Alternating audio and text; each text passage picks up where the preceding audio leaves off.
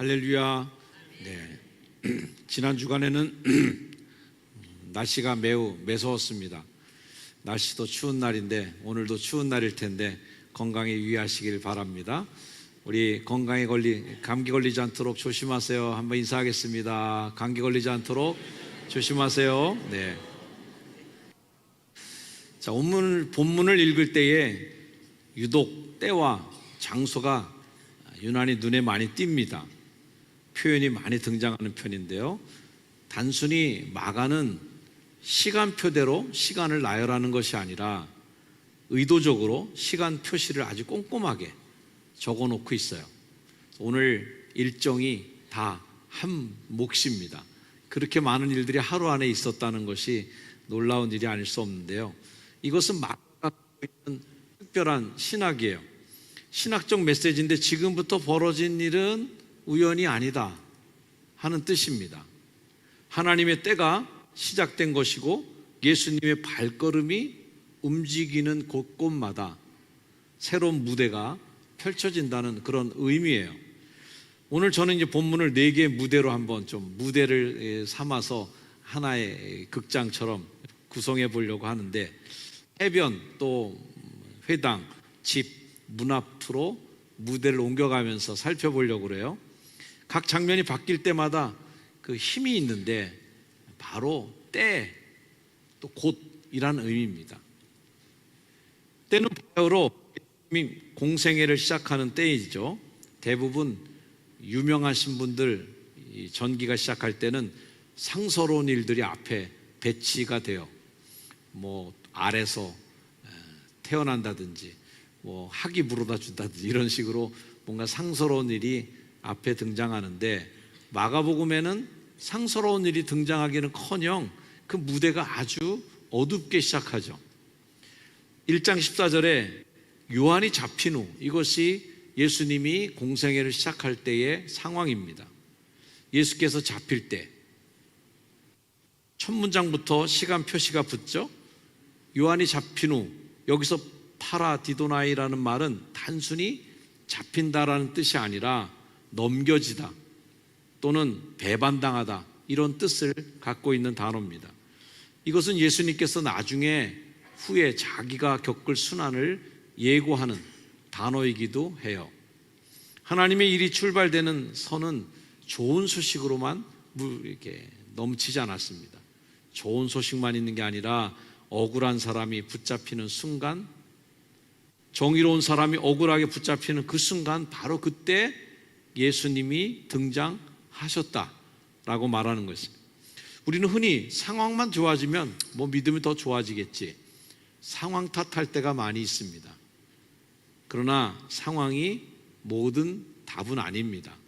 상황이 안 좋을 때도 역시 복음은 움직여야 돼요. 복음은 반대로 움직이는 편인데, 어두울수록 복음이 더 선명해지는 이 원리를 아시기를 바랍니다. 요한이 잡혀도 하나님은 갇히지 않는다. 요한이 사람의 입이 막혀도 복음의 입은 열린다, 이런 뜻을 갖고 있는 대목입니다.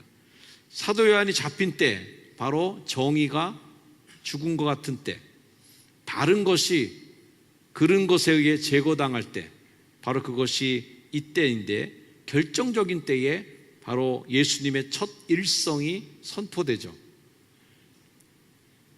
함께 읽습니다. 한번 같이 읽게요. 시작. 이르시되 때가 찼고 하나님의 나라가 가까이 왔으니 회개하고 복음을 믿으라 하시더라. 때가 찼고, 이것이 하나님의 때입니다. Time is full. 때가 찼고 꽉 찬 때. 여기서 때는 두 가지 헬라어로 구분이 되는데, 크로노스와 카이로스가 있는데, 크로노스, 흐르는 시간이 아니에요. 흐르는 시간이 아니라 카이로스, 결정적 순간, 때를 의미합니다.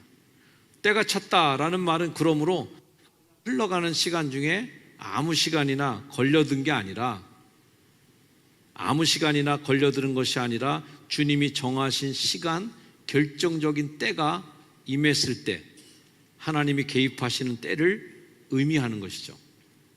하나님이 정하신 순간 더 밀어놓으면 때는 놓치고 맙니다. 하나님의 때, 그때는 놓치면 안 되는 때예요.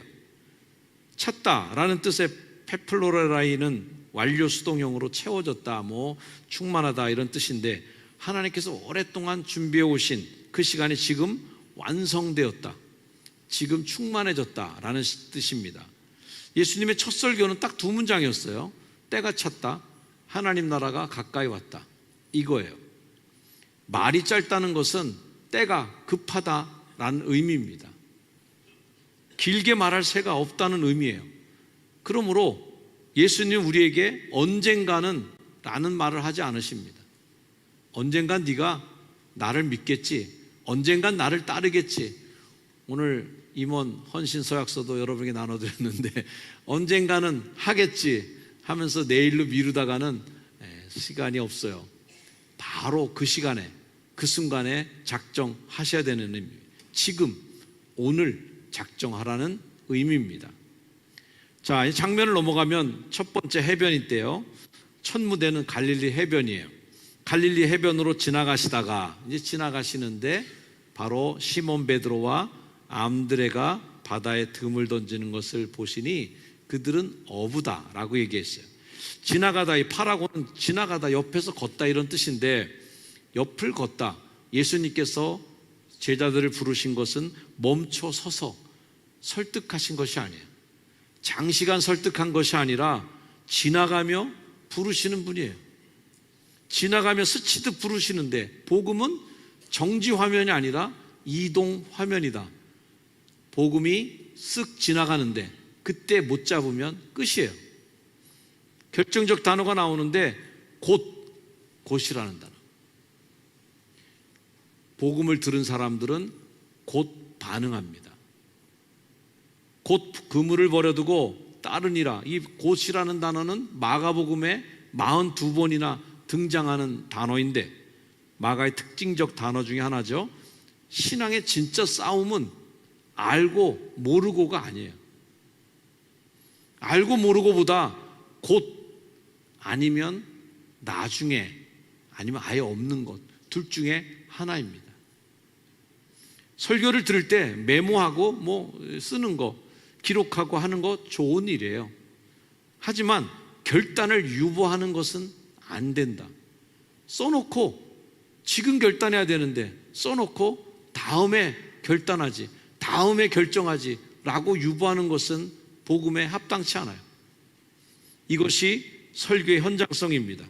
설교는 현장에서 선포되고 그 설교를 듣는 청취자에게 결단을 요구해요. 지금 결단하고 돌이켜야 합니다. 다음에는 우리에겐 없다. 다음에는 우리에게 없습니다. 마가는 패턴을 반복하는데, 조금 더 가시다가, 다른 말로 된 글씨 있죠? 곧 부르시니. 조금 더 가시다가 곧 부르시니. 조금 더 가시다가 세베대의 아들 야고보와 그 형제 요한을 보시니 그들도 배에 있어 그물을 깁는데 곧 부르시니, 그 아버지 세베대의 품꾼들과 함께 배에 버려두고 예수를 따라갔다. 다음 제자도 역시 곧 따라간 사람들이에요. 예수님의 길을 가다 보면 이런 일이 계속됩니다. 예수님은 앞으로 나아가요. 부르심은 새롭게 우리에게 오고, 제자도는 곧이라고 대답하는 것이에요. 장면 2가 넘어가는데 회당입니다. 이제 무대를 해변에서 회당으로 옮기는데 그들이 가버나움에 들어간다 하고, 예수께서 이제 곧 안식일에, 여기서도 곧이 나와요. 곧 안식일에 회당에 들어가 가르치신 때에 있었던 일입니다. 예수님은 부르심만 주고 끝 하는 분이 아니에요. 네가 나를 따라오면 어떻게 곧 이거 되는 게 아니에요. 부르신 자들을 예배의 자리로 초대해 주십니다. 해변의 제자가 되었으면 회당에서 예수님의 권위를 맛보라는 것이에요. 사람들이 예수님의 가르침에 놀라는데 그분이 권위 있는 자 같이 가르쳤다. 왜냐하면 사람들은 서기관들의 전통과 선배 랍비들의 해석을 인용했지만 예수님은 바로 권위 그 자체였어요. 그 권위를 증명이라도 하듯 더러운 귀신 들린 사람이 등장하죠. 자, 마침이라는 말은 마침 그들의 회당에 더러운 귀신 들린 사람이 있다. 마침이라는 말은 우연처럼 보이지만 우연이 아니라는 뜻이에요. 우연처럼 보이지만 사실은 마가의 신학적 메시지가 들어있어요. 마침 그들의 회당에 더러운 귀신 들린 사람이 있어. 예배의 자리, 말씀의 권위가 선포되는 그때에 숨겨진 어두움이 드러난다 라는 뜻입니다. 마가는 주님의 권위를 귀신의 입을 통해 증거하기를 원해요. 나사렛 예수여, 우리가 당신과 무슨 상관이 있나이까? 우리를 멸하러 왔나이까? 나는 당신이 누구인 줄 아노니 하나님의 거룩한 자니다 하고 말해요. 귀신은 예수님을 알아봤어요. 하나님의 거룩한 자니다 라고 선포할 때에 예수님께서 그 입을 막으십니다. 예수께서 꾸짖어 이르시되 잠잠하고 그 사람에게서 나오라. 떠들지 마, 조용해, 잠잠해 라고 얘기하십니다. 예수님은 귀신의 증인이 아니라, 귀신의 증언이 아니라 믿음의 고백을 받길 원하세요. 귀신이 먼저 하나님을 아들이라고 다 고백해 놓으면 김이 빠지는 거죠. 귀신의 고백을 원치 않으시고 회중의 고백을 원하신다. 몰려든 회중들은 궁금증이 점점 더해져요. 다 놀라 서로 물어 이르되 이는 어찌미냐? 권위 있는 새 교훈이로다. 더러운 귀신들에게 명한즉 순종하는도다 하더라. 마가는 의도적으로 예수님의 신성을 이렇게 보여주는 것이죠. 자, 세 번째 장면으로 가면 집입니다. 무대가 회당에서 집으로 옮겨지죠. 회당에서 곧 야고보와 요한과 함께 시몬과 안드레의 집에 들어가시니, 자, 예수님이 이제 회당에서 나와서 집으로 가십니다. 회당에서 위험 넘치는 굉장히 하나님의 아들로서 권위를 가지고 아들로서의 모습을 보이셨는데, 그런 권위를 보이신 다음에 그 권위를 들고 어디로 가시냐? 집으로 가십니다. 가장 사적인 자리, 가장 현실적인 자리인 집으로 가는 것이죠. 신앙은 우리가 회당에서만 이루어지는 게 아닙니다. 신앙은 회당에서, 예배당에서만 울려지는 음성이 되면 안 되고, 예수님의 복음은 가정으로 옮겨져서 가정에 있는 열병 속으로 들어오는 거죠. 누워있는 자리로 들어오는 거예요. 손을 잡아 일으키는 자리로 들어오신다. 흔히 예배당에서 신앙 좋은 사람들, 가정까지 신앙 좋은 사람들 찾기가 어려워요. 가정과 신앙이, 두 신앙이 다 연결될 때 그 신앙이 좋은 신앙이에요. 시몬의 장모가 열병으로 누워 있어요. 사람들이 곧 여자에 대하여 여짜온데 나아가서 그 손을 잡아 일으키니 열병이 떠나고 여자가 그들에게 순종하니라. 여담입니다만 이제 베드로가 이 사건을 보면서 베드로가 결혼했다, 이런 사실을 알 수 있어요. 예수님이 결혼 안 하셨는데 예수님은 베드로는 결혼했다. 시몬은 결혼한 사람, 베드로가 배와 그물을 버려두고 가족과 직장을 다 버려두고 예수를 쫓았다는 것이 훨씬 더 감동적이긴 합니다. 치유는 열병으로 고생하고 있는 장모가 치유를 받았는데 편안해졌다, 병이 낫다 하는 것으로 끝나지 않습니다. 치유는 섬김으로 이어져요. 예수님이 만지신 삶은 다시 누워있지 않고 예배와 사랑의 자리에서 다시 일어난다. 그러므로 우리 교회에서 치유받으신 분들 있어요. 그런 치유받으신 분들은 인생을 허비하면 안 됩니다. 치유받으신 인생을 그냥 그대로 쓰면 안 됩니다.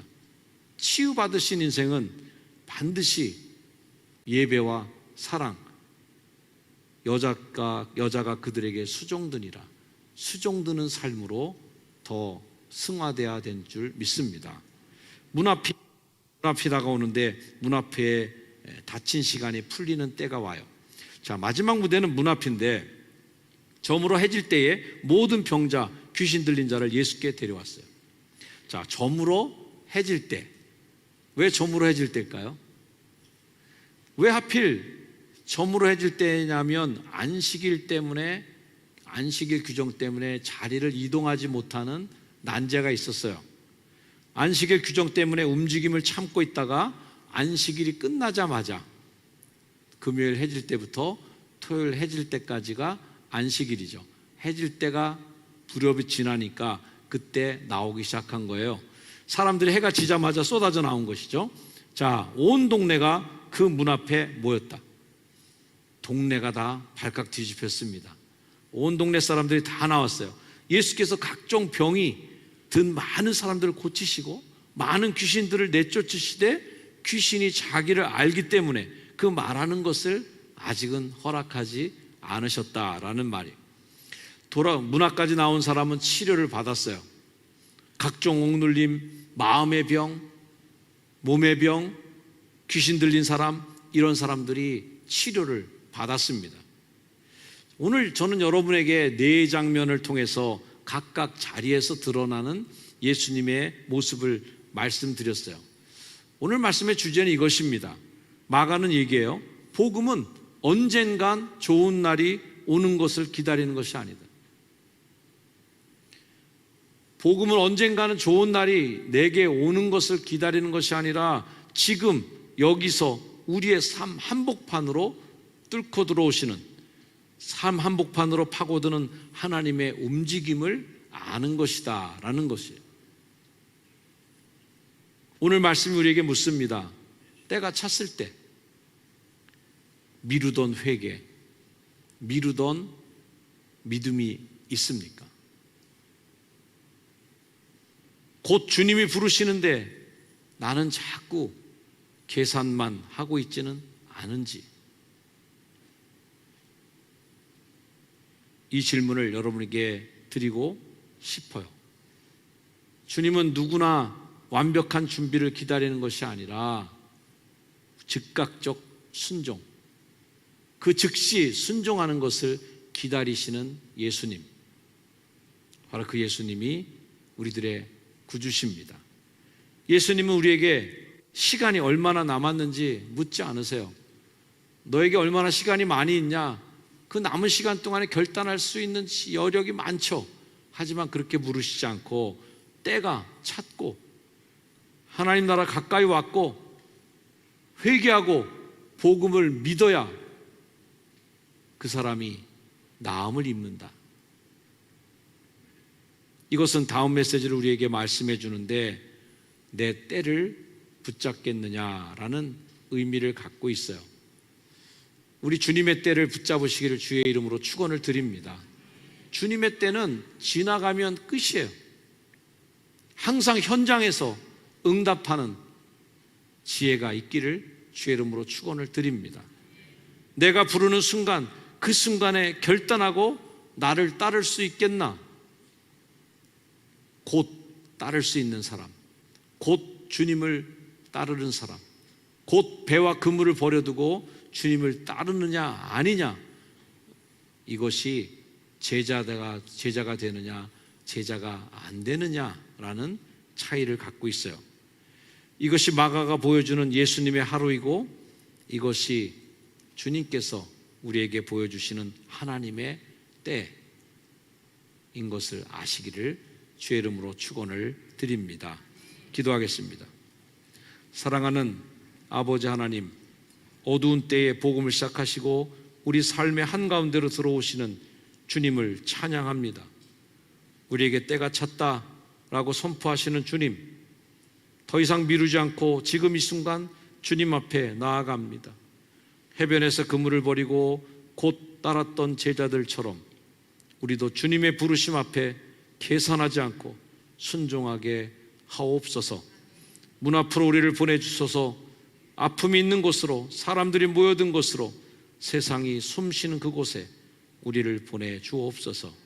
주님이 우리에게 내 때를 붙잡겠느냐 물으실 때에 오늘 이 시간 이 자리에서 주님의 때를 붙잡게 하옵소서. 예수님의 이름으로 기도드립니다. 아멘. 다 같이 일어나셔서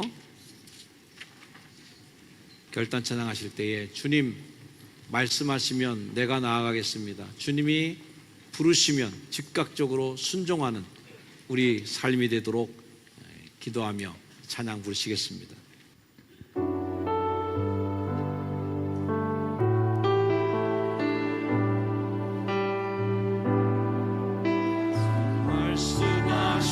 말씀하시면 내가 나가리라. 주님 뜻이 아니면 내가 멈춰서리라. 나의 가고 서는 것 주님 뜻에 있으니 오주님 나를 이끄소서. 주님 말씀하시면 내가 나가리라. 주님 뜻이 아니면 내가 멈춰서리라. 나의 가고 서는 것 주님 뜻에 있으니 오 주님 나를 이끄소서.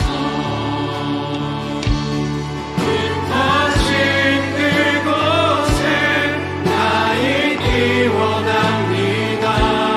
이끄시는 대로 순종하며 살리니 연약한 내 영혼 통하여 일하소서. 주님 나라와 그 뜻을 위하여 뜻하신 그곳에 나 있기 원합니다. 이끄시는 대로 순종하며 살리니 연약한 내 영혼 통하여 일하소서. 주님 나라와 그 뜻을 위하여 오 주님 나를 이끄소서. 오 주님 나를 이끄소서. 오 주님 나를 이끄소서. 주님의 제자도는 주님의 복음은 즉각적 순종이었습니다. 오늘 곧이라는 말이 많이 나왔습니다. 곧 배를 버리고 그물을 버리고 식솔들을 버리고 친구들을 버리고 예수를 쫓으니라. 우리도 곧 따를 수 있는 용기가 있는 사람입니까? 아니면 우리의 가진 것, 우리가 소유한 것들이 많아서 곧 순종하지 못하는 우리들 하나님 불쌍히 여겨 주시옵시고, 주의 말씀 앞에 곧 순종하여 하나님 부름받는 주님의 제자 되게 하여 주시옵소서. 이 시간 결단하며 기도하는 시간 갖겠습니다. 주여 하나님 불러주시고 주의 이름으로 하나님 측량할 수 없는 주의 은혜로 하나님 우리를 불러주시고 우리를 말할 수 없는 하나님의 은혜의 자리로 불러주시니 감사합니다. 하나님 은혜의 자리에 부름받은 우리를 주님 앞에 순종하게 도와주시고 주님 앞에 하나님께 영광 돌리는 귀한 하나님 백성 되게 도와주시옵소서. 하나님 우리를 믿음의 반석 위에 세워주신 주님, 하나님의 믿음의 반석 위에 세워주시고 주님 따르며 반드시 주를 따르며 하나님께 영광 돌리는 귀한 삶을 살도록 도와주셔서 하나님 주시기 합니다. 하나님 주의 뜻, 주의 말씀대로 순종하며 주의 말씀대로 살겠습니다. 주의 말씀에 순종하며 살겠나이다. 하나님 복종한 우리들 주님 인도하여 주시옵소서. 하나님, 우리가 하나님 앞에 곧 순종할 수 있는 용기를 더하여 주시옵소서. 우리의 삶에 머뭇거림이 없도록, 다음에 언젠가 이렇게 더 이상 유보하는 일이 없도록 하시고, 지금 바로 순종하여 주님의 제자로서 주님의 길을 따라 걷는 우리들 되도록 주님 도와 주시옵소서.